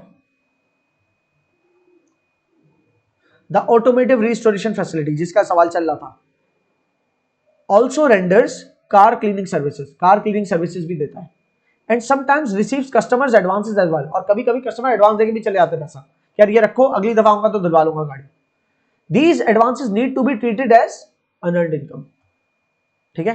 eight the start of financial year 2022, financial year 2022 की शुरुआत में the workshop had a receivable, interesting T account होने वाला है ये। इस टी को क्या नाम दूं मैं, क्लीनिंग सर्विसेज, क्लीनिंग सर्विसेज, ठीक है। क्लीनिंग सर्विसेज के टी अकाउंट है, कह रहा है at the start of FY 2022, FY 2022 के शुरुआत में। अब हम कंसिडर करें जब कोई डेट्स नहीं लिखी हुई एंडिंग तो यकीनन हम ये सोच रहे हैं 1 जनवरी से लेकर 31/12 होगी। साल कौन सा है, 2022 फाइनेंशियल ईयर। तो उसकी शुरुआत में पहले स्ट्रक्चर बना लेते हैं, बेसिक स्ट्रक्चर हमारे टी अकाउंट का। यहाँ भी बीडी आ सकता है, सीडी यहाँ आ सकता है, सीडी वहाँ आ सकता है, डबल लाइन, ठीक है। और थोड़ा सा इसको मैं एक्सटेंड कर देता हूँ। सो ये है हमारा सवाल, eight the start of the financial year 2022। अब बताओ इस क्लीनिंग सर्विसेज के मध्य में हम पैसा रिसीव करते हैं, पे करते हैं, रिसीव करते हैं क्योंकि सर्विसेज रेंडर करते हैं। तो eight the start of financial year 2020 the workshop had a receivable, workshop का 1000 का रिसीवेबल था स्टार्टिंग में। कहां लिखेंगे, डेबिट ब्रॉट डाउन, ठीक है ना, 1000 पाउंड का, ये क्या है, रिसीवेबल है। And at the period and it had customer advances of 300 pound, customer advances है, मतलब कस्टमर्स ने हमें एडवांस में पैसा दिया है, मतलब ये एक अनअर्न्ड पैसा है। अनअर्न्ड जो ब्रॉट डाउन होता अगले साल वो यहां पर होता एज अ लायबिलिटी, तो कैरी डाउन यहां पर होगा। क्लियर है, लायबिलिटी वाला ब्रॉट डाउन जो है वो लायबिलिटी वाली जगह, कैरी डाउन यहां पर होना है। ब्रॉट डाउन की नजर से देखना आसान हो जाता है कैरी डाउन को, उसकी उल्टी जगह पर, ठीक है ना। तो वो जो अगले साल 300 पाउंड का ब्रॉट डाउन लायबिलिटी साइड में होना है वो हमारा कैरी डाउन यहां पर हो रहा है। आप इसको अनअर्न्ड सीडी भी लिख सकते हो, ठीक है। अच्छा, उसके अलावा पूरे साल 5 फरवरी, 8 जून और 9 नवंबर, तीन अलग अलग टाइम पर डेट्स पर, जो कि पूरे साल के अंदर ही फॉलो हो रही है डेट्स, इतनी अमाउंट हमने रिसीव की कस्टमर्स से।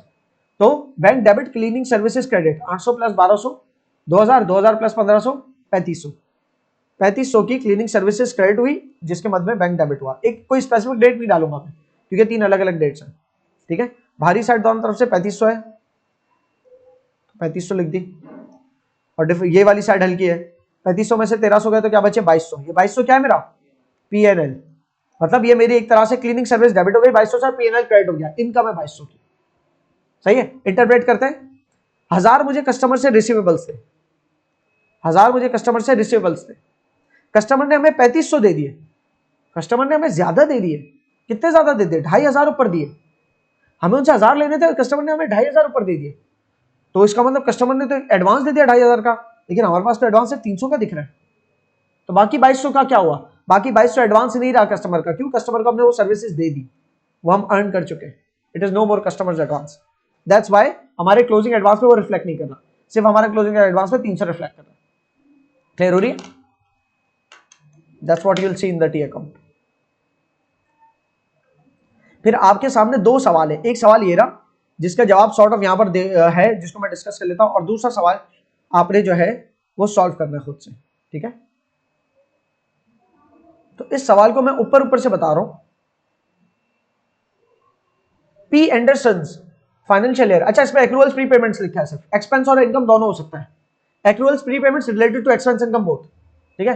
P Anderson financial year ended on 31 December 2018 में, पी एंडरसन के बिजनेस के लिए हम अकाउंटेंट है, और उसका पीरियड एंड होता है 31 दिसंबर 2018 का, मतलब पहली जनवरी से लेकर 2018 के 31 दिसंबर तक चलेगा।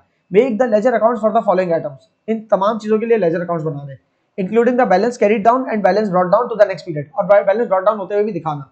तो एक एक करके चलते हैं। सबसे पहले ये लेते हैं,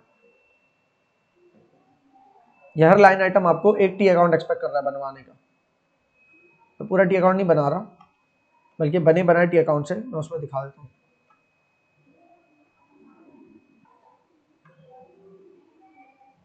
रिपेयर्स एंड मेंटेनेंस का टी, ठीक है, वॉज एक्रूड बाय $200, $200 से एक्रूड है, अभी क्लियर नहीं हो रही, ये रिपेयर एंड मेंटेनेंस सर्विसेज हम दे रहे हैं या ले रहे हैं, एक्रूड से क्लियर नहीं हो रही ना, हो सकता है रिसीवेबल भी। एट द स्टार्ट $200 से एक्रूड था, and total maintenance was paid, total maintenance पे की गई, इसका मतलब हमने पे की है, क्योंकि पेड टू अस नहीं लिखा है, जब पेड टू अस नहीं लिखा है इसका मतलब हमें कस्टमर ने पे नहीं की, फुजूल का लंबा नहीं करो जुमला, ये हमने ही पे की होगी बाय डिफॉल्ट, अगर हम सोचें तो हमने $950 की पेमेंट्स किए पूरे साल मेंटेनेंस की मद में, और विच resulted in prepaid at the period end of 110 pound, ठीक है। बेसिक स्ट्रक्चर सबसे पहले हमने बनाया, कैसे बनता है बेसिक स्ट्रक्चर, बीडी लिखा यहां पर लिखा, सीडी लिखा यहां पर, और यहां पर लिखा, भले एक्रूड प्रीपेड इसके साथ ना लिखो, रिप्लेस मेंटेनेंस लिखा, और इसको पहचाना, ये हमारे लिए क्या है, पेमेंट टाइप का टी अकाउंट है।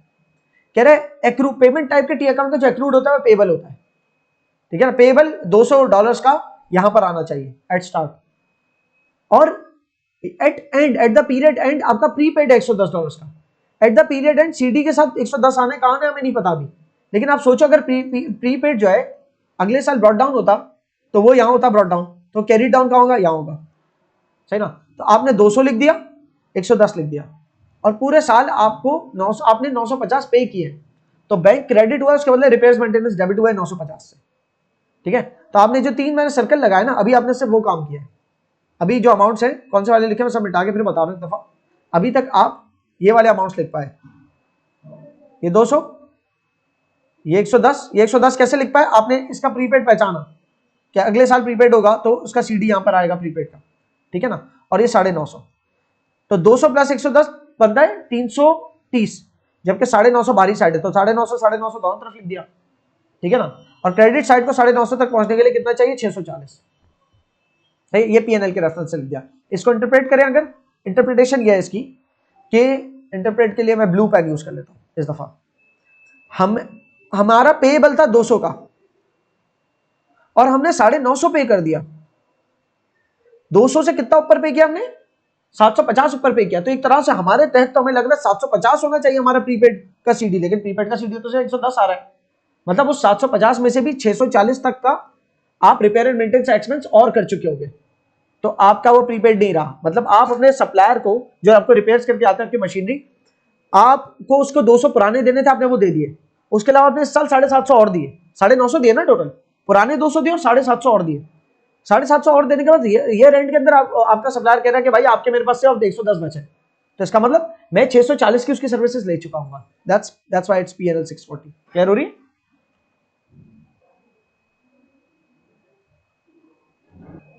बेसिक स्ट्रक्चर क्या होगा? Brought down, carry down. अभी तो ये भी क्लियर नहीं है हम इसको पे कर रहे हैं इंश्योरेंस या इंश्योरेंस रिसीव, या तो हमारा अपना बिजनेस है इंश्योरेंस वालों के अकाउंटेंट हम तो वो रिसीव करते, इंश्योरेंस प्रीमियम रिसीव कर होते हैं। लेकिन या बिजनेस ओड मतलब बिजनेस को देने थे। लफ्ज ओ का मतलब एक्रूड जैसा नहीं है, एक्रूड में तो उधार है ना, सिर्फ उधार ले भी सकते थे। लफ्ज ओ का मतलब ये होता है OWE, ओ का मतलब देने वाला उधार, पेबल। और ओन का मतलब which you own, OWN own मतलब वो आपको आपका अपना है। लेकिन ये ओ बिजनेस ओ कर रहा है इंश्योरेंस, मतलब देनी है इंश्योरेंस, पेबल है। एट स्टार्ट बाय $500, तो ये तो क्लियर है कि ब्रॉड डाउन यहां पर $500 का पेबल है, ठीक है ना। And paid 1200, bank credit insurance debit 1200 से, इंश्योरेंस डेबिट और बैंक क्रेडिट 1200 से, सही है। वाइल 300 पेबल था at year end, at year end 300 payable है, तो सीडी कहां आएगा? पेबल का बीडी अगले साल कहा जाता है, ये देखो यहां जाना है ना बीडी, तो उसका सीडी पेबल का सीडी पर यहां होगा। ब्रॉड डाउन के जरिए तो कर पाते हो ना इजीली, सही है। तो ये कितना है 1500, वहां 500, तो इसका मतलब 1000 यहां कमी है, ये क्या P&L, ठीक है। अगर देखोगे तो यहां यही होगा, इंश्योरेंस के केस में P&L 1000 का आ रहा है। दूसरा टी अकाउंट बनाओ।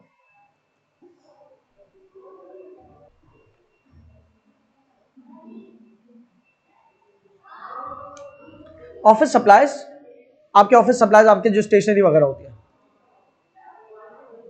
वॉज अवेलेबल वर्थ, अवेलेबल थी मतलब ब्रॉड डाउन आपके पास मौजूद थी, वो $150 की आपके पास अवेलेबल फॉर यूज थी ना, एसेट अवेलेबल मौजूद है यूज करने के लिए। द बिजनेस बॉट 420 की स्टेशनरी और खरीदी बिजनेस ने, तो बैंक क्रेडिट हुआ, ऑफिस सप्लाईज डेबिट हुई 420 से, बैंक क्रेडिट और office supplies debit. Clear? During the period at the year and कोई ऑफिस सप्लाईज नहीं बची, कोई सीडी बैलेंस नहीं बचा, बची नहीं ऑफिस सप्लाईज, सही है। तो जनाब क्या हुआ, 570 दोनों तरफ आएगा, और यहां पर 570 मिसिंग है, ये P&L के रेफरेंस से हुआ। इसका मतलब 150 की आपके पास स्टेशनरी थी, 420 की आपने और खरीदी, फिर भी ईयर एंड में कोई स्टेशनरी नहीं बची, तो मतलब 570 की स्टेशनरी आप कंज्यूम कर चुके। क्लियर है?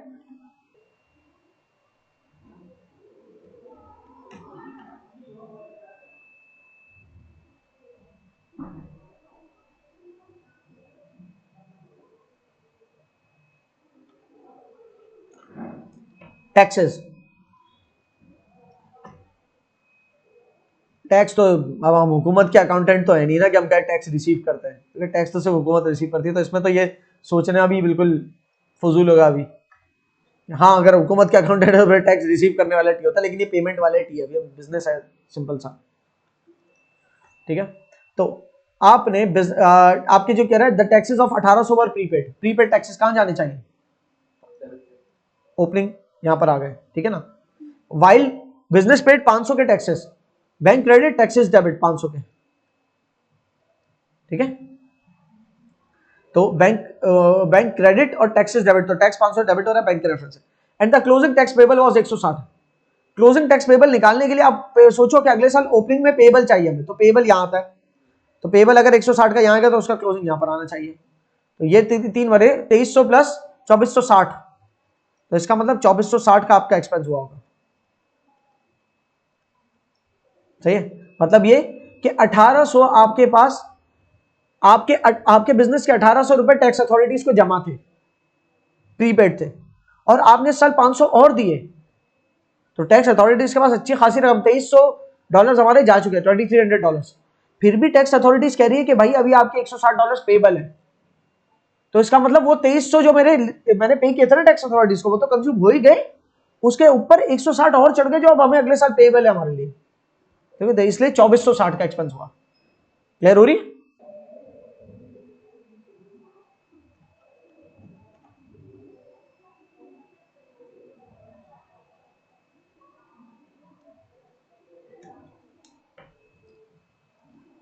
The business renders consultancy services business देता है, तो रेंडर्स कंसल्टेंसी सर्विसेज ना, कंसल्टेंसी की अभी अगर हेडिंग डालूंगा तो आप समझ जाओगे कंसल्टेंसी रिसीव करने वाली है। At the start it had unearned balance of $1000, $1000 का एट स्टार्ट अनअर्न्ड बैलेंस था, कहां आएगा? क्रेडिट साइड पे ब्रॉट डाउन होगा क्योंकि लाइबिलिटी है, ठीक है। वाइल इट रिसीव्ड $22,000, जबकि पूरे साल $22,000 पैसे रिसीव किए।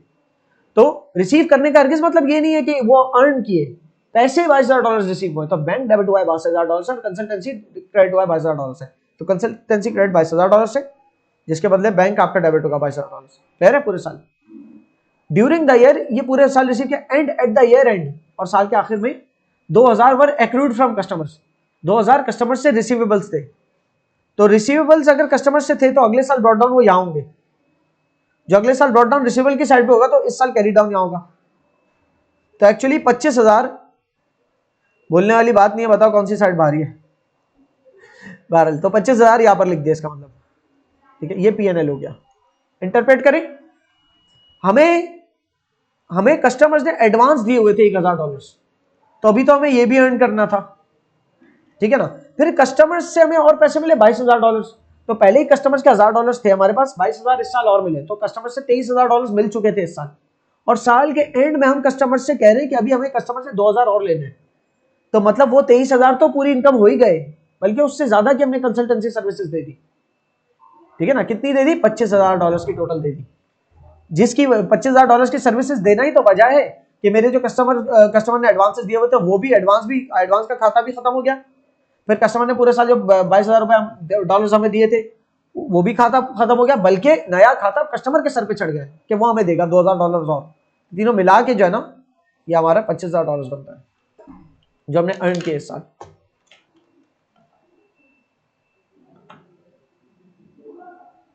फाइनली ये जो आपका बिजनेस है एंडरसन के नाम से है बिजनेस, वैसे तो ऐसा लग रहा है ओनर का नाम है, ठीक है ना।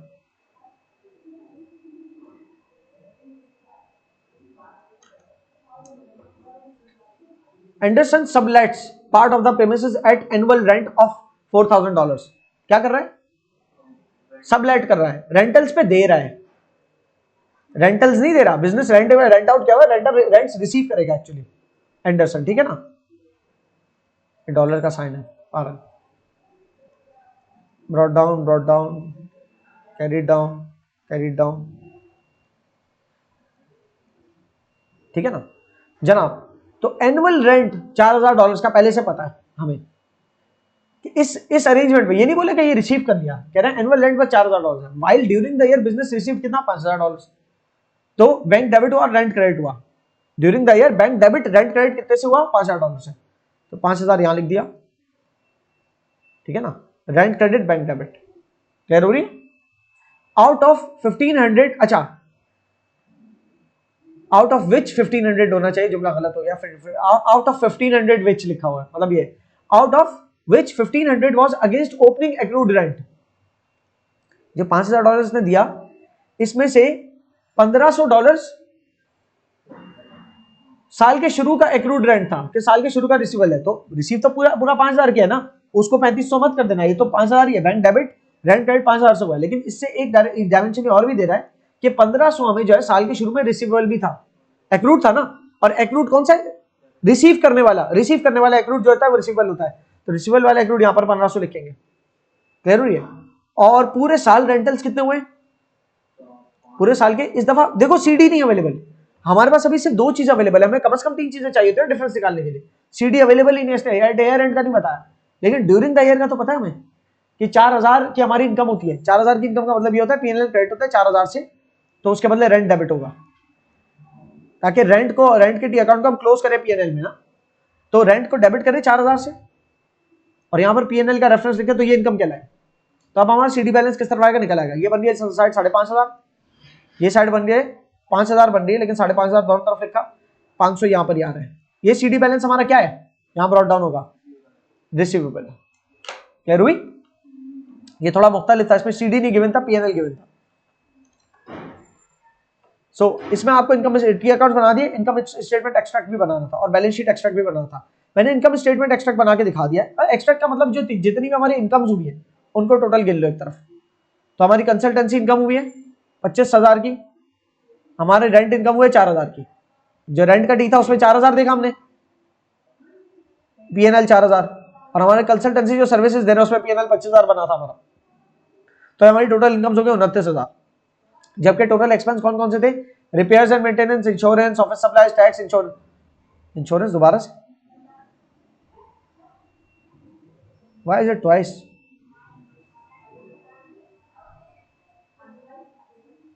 दो दफा इंश्योरेंस का था, 4 टी अकाउंट्स है, repair maintenance, insurance, office supplies और टैक्स। मैंने वहां 5 लिखे हुए हैं, ये 4 होने, ये 5वां गलत है, ठीक है ना। तो रिपेयर एंड मेंटेनेंस 640, 1000 का इंश्योरेंस, 570 ऑफिस सप्लाईज और ऑफिस सप्लाईज एक्सपेंस 570 और टैक्स एक्सपेंस 2460। तो टोटल एक्सपेंसेस हमारे 4 हो गए, 4670। तो 29,000 में से 4670 माइनस करेंगे तो ये 24330 बचेगा। क्लियर है? ये मैं नोट्स पे सही कर दूंगा, ये बना दिया। अब बैलेंस शीट एक्सट्रैक्ट आप खुद बना लेना। बैलेंस शीट में पता है क्या आएंगे? ये जो एंडिंग बैलेंसेस है, किसी का ये है, किसी का ये दोनों एंडिंग बैलेंसेस कौन सा? एसेट्स वाले। तो हमारे करंट, हमारे एसेट्स के बस लिख देना एसेट साइड पे। बैलेंस शीट को क्यों बनेगी? क्या आप ये बैलेंस शीट जो है ना भले टी अकाउंट फॉर्म में बना दो, या टी अकाउंट फॉर्म में नहीं तो एसेट्स की हेडिंग डालो, ठीक है ना। एसेट्स की हेडिंग डालोगे, पहले तो ये बोलोगे बैलेंस शीट एक्सट्रैक्ट, बैलेंस पूरा लिखना यार, मेरी राइटिंग को इग्नोर करना, मैं जल्दी जल्दी में लिखता हूं। एज ऑन हमारा 31 दिसंबर 2018 को खत्म हो रहा है अकाउंटिंग पीरियड, ठीक है ना। एक सीधी लाइन खींच दी है, उसके बाद एसेट्स की हेडिंग डाली। नॉन करंट करंट में डिवाइड करने की जरूरत नहीं है, हमारे पास एसेट्स कौन कौन से देखते हैं। जिसका ब्रॉड डाउन डेबिट पे हो रहा है ना अगले साल, वो तमाम हमारे एसेट्स हैं। किस किस का ब्रॉड डाउन डेबिट पे हो रहा है अगले साल? रिपेयर्स एंड मेंटेनेंस का डेबिट साइड पे नंबर लिखा हुआ है, तो रिपेयर्स एंड मेंटेनेंस मेरा एसेट है। Repairs ending, repairs and maintenance कितने का ब्रॉड डाउन हो रहा है? 110 का ना, तो मतलब कैरी डाउन 110 ये वाला अमाउंट 110, ठीक है। इंश्योरेंस लाइबिलिटी वाला ब्रॉड डाउन है, इसलिए इसको छोड़ दो। ऑफिस सप्लाईज का भी क्रेडिट वाला ब्रॉड डाउन, नहीं ऑफिस सप्लाईज का कोई ब्रॉड डाउन ही नहीं है, तो ये तो हमारा बचा ही।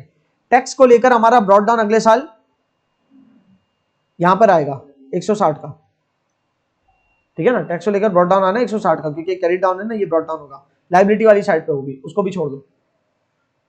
इंश्योरेंस का टी 2 दफा बन गया शायद, क्योंकि वहां बन गया था और फिर दोबारा एक दफा यहां बना, so just cross this T, इसका काम नहीं है। कंसल्टेंसी को लेकर क्या है? ब्रॉड डाउन डेबिट पे हो रहा है, तो कंसल्टेंसी रिसीवेबल वाला ब्रॉड डाउन है 2000 का। रिपेयर्स एंड मेंटेनेंस ये वाला क्या है? प्रीपेड वाला है, क्योंकि पेमेंट वाली चीज का जो एसेट है उसको प्रीपेड लिख दो, आइडिया हो जाए ना इससे कि पेमेंट वाला है, प्रीपेड रिपेयर्स एंड मेंटेनेंस। इसी तरीके से कंसल्टेंसी रिसीवेबल, ठीक है ना, कंसल्टेंसी रिसीवेबल सही है। कितने से है कंसल्टेंसी रिसीवेबल? 2000 से। फिर इसका देख लेते हैं, ये भी हमारा रेंट का भी रिसीवेबल है 500 से, तो रेंट रिसीवेबल। तो कुछ हमारे इनकम्स वाले जो एसेट्स हैं वो रिसीवेबल के नाम से आ गए, और एक्सपेंस वाले जो एसेट है वो प्रीपेड के नाम से आ गए। अब आ जाते हैं लायबिलिटीज पे। ये टोटल कितना बना? बैलेंस नहीं होगा, ये तो बस मैंने खाली टोटल करना है, ये मत सोचना कि बैलेंस होगा। 2500 2610 टोटल हुआ, ठीक है, टोटल एसेट्स का। इस तरीके से टोटल लायबिलिटीज, बैलेंस नहीं समझना होगा। टोटल लायबिलिटीज क्या हमारी? जिसके सारे ब्रॉड डाउन क्रेडिट हो रहे हैं, जैसे कि इंश्योरेंस हमारी लायबिलिटी है, तो इंश्योरेंस पेबल, इंश्योरेंस पेबल कितने से है? 300 से। इसी तरीके से ब्रॉड डाउन क्रेडिट 160 ये वाला ब्रॉड डाउन क्रेडिट होगा, मैंने कहा था, ठीक है ना, क्योंकि ये डेबिट हो रहा है तो brought down. Tax payable 160, tax payable 160, ठीक है।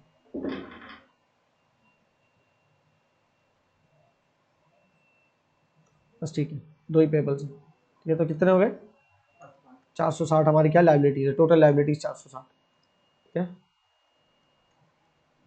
बस आप चाहते तो आप कहते इक्विटी साइड पे उधर इनकम भी अगर लिख दे, थोड़ी इनकम तो पता है ना हमें, इनकम स्टेटमेंट एक्सट्रैक्ट से जो थोड़ी सी इनकम पता है वो तो वो लिख दे अगर।